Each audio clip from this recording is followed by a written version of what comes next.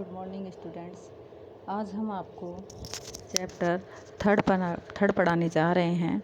कौन सा है वो चैप्टर? कल्लू कुमार की ऊनाकोटी। सबसे पहले मैं आपको इसका थोड़ा सा सार समझा देती हूँ कि क्या है इसके अंदर।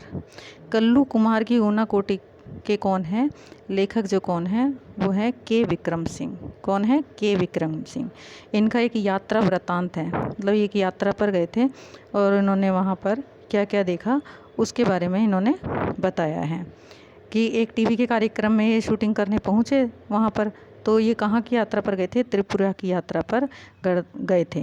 वहाँ पर इन्होंने वहाँ की स्थिति को देखा, भौगोलिक स्थिति को, संस्कृति को, वहाँ के जनजातीय समाज को, संगीत को, घरेलू उद्योग धंधों को और कृषि यानी कि खेती से संबंधित चीज़ों को देखा, धार्मिक चीज़ों को देखा, रीति रिवाजों को देखा और वहाँ पर क्या क्या मान्यताएं हैं उसका इसमें अत्यंत रोचकपूर्ण ढंग से उसको प्रस्तुत किया गया है।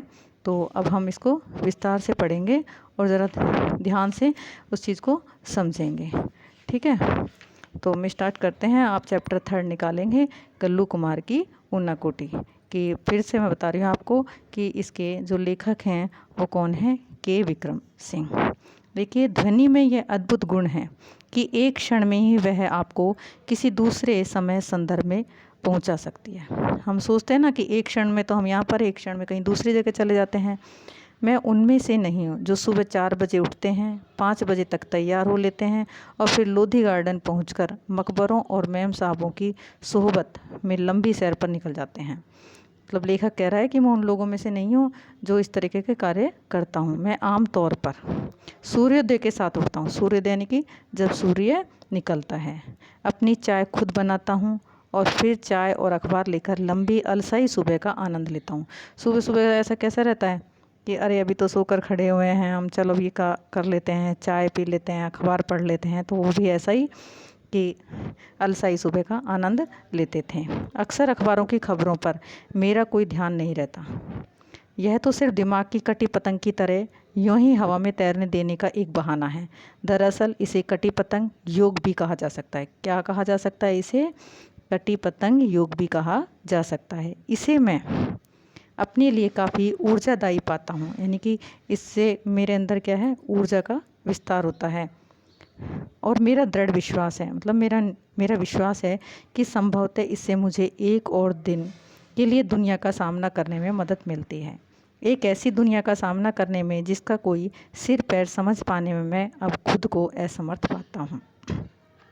अभी हाल में मेरी इस शांतिपूर्ण दिनचर्या में एक दिन खलल पड़ गया, यानी कि परेशानी आ गई। जिस तरीके से मेरी दिनचर्या चल रही थी, कितने आराम से चल रही थी, उसमें एक दिन थोड़ी सी परेशानी आ गई। मैं जगा और एक ऐसी कान फाड़ू आवाज़ से, यानी कि बहुत तेज़ किसी ने आवाज़ लगाई, आवाज़ से जो तोप दगने और बम फटने जैसी थी। इतनी तेज़ आवाज़ थी, यानी कि जो कि कान को फोड़ दे। गोया जॉर्ज डब्ल्यू बुश और सद्दाम हुसैन की मेहरबानी से तीसरे विश्व युद्ध की शुरुआत हो चुकी हो। खुदा का शुक्र है कि ऐसी कोई बात नहीं थी। दरअसल यह तो महज स्वर्ग में चल रहा देवताओं का कोई खेल था, जिसकी झलक बिजलियों की चमक और बादलों की गरज के रूप में देखने को मिल रही थी। आपने देखा होगा ना कि जब मौसम बारिश का सा होता है तो कितनी तेज़ बिजलियाँ चमकती हैं, बादल गरजते हैं। ठीक है, तो ऐसे ही उनको भी महसूस हो रहा था। मैंने खिड़की के बाहर झांका। आकाश बादलों से भरा था, जो सेनापतियों द्वारा त्याग दिए गए सैनिकों की तरह आतंक में एक दूसरे से टकरा रहे थे। विक्षिप्तों की तरह आकाश को भेद भेद कर देने वाली तड़ित के अलावा जाड़े की अल सुबह का ठंडा पूरा आकाश भी था। सुबह सुबह सर्दियों के दिनों में क्या होता है? बहुत ज़्यादा ठंडी होती है ना, ऐसे ही अल सुबह यानी कि सुबह जल्दी, जो प्रकृति के तांडव को एक पृष्ठभूमि मुहैया करा रहा था। इस तांडव के गर्जन तर्जन ने मुझे 3 साल पहले त्रिपुरा में ऊनाकोटी की एक शाम में पहुंचा दिया। यानी कि इतनी तेज़ बादलों की गर्जन हो रही थी, बारिश हो रही थी कि वो 3 साल पहले जब त्रिपुरा गए थे तो वहाँ की जो एक शाम थी उसकी उनको याद आ गई। आया आपको इतना समझ में? दिसंबर 99 यानी कि 1999 में ऑन द रोड शीर्षक से 3 खंडों वाली एक टीवी श्रृंखला बनाने के सिलसिले में मैं त्रिपुरा की राजधानी अगरतला गया था। देखिए यहाँ पर अब आप निशान लगाएंगे, ये आपका प्रश्न भी है और आपका जीके का ही बनता है कि त्रिपुरा की राजधानी कौन सी है? अगरतला। इसके पीछे बुनियादी विचार त्रिपुरा की समूची लंबाई में आर पार जाने वाले राष्ट्रीय राजमार्ग 44 यानी कि 44 से यात्रा करने और त्रिपुरा की विकास संबंधी गतिविधियों के बारे में जानकारी देने का था। किसके बारे में जानकारी देना था? जो त्रिपुरा में जो भी कार्य हो रहे थे उनकी गतिविधियों के बारे में जानकारी देना था। त्रिपुरा भारत के सबसे छोटे राज्यों में से है। यहाँ पर भी आप अंडरलाइन करेंगे कि प्रश्न आता है आपका, भारत का सबसे छोटा राज्य कौन सा है? त्रिपुरा। 34% से ज़्यादा कि इसकी जनसंख्या वृद्धि दर भी खासी ऊंची है। 3 तरफ से यह बांग्लादेश से घिरा हुआ है। कितने तरफ से घिरा हुआ है ये? 3 तरफ से। और शेष भारत के साथ इसका दुर्गम जुड़ाव उत्तर पूर्वी सीमा से सटे मिजोरम और असम के द्वारा बनता है। यहाँ पर भी आप अंडरलाइन करेंगे कि कौन से जो इसके पास में हैं वो कौन कौन से हैं? मिजोरम और असम।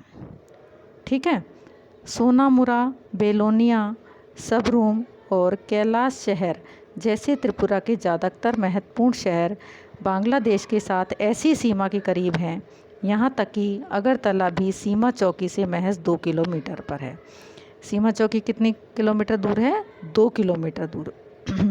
बांग्लादेश से लोगों की अवैध आवक यहाँ ज़बरदस्त है और इसे यहाँ सामाजिक स्वीकृति भी हासिल है। यहाँ की असाधारण जनसंख्या वृद्धि का मुख्य कारण यही है। असम और पश्चिम बंगाल से भी लोगों का प्रवास यहाँ होता है। देखिए कि सबसे ज़्यादा जो जनसंख्या की वृद्धि का मूल कारण क्या है कि असम और पश्चिमी बंगाल से भी लोगों का प्रवास यहाँ होता है, यानी कि वहाँ से भी आते हैं।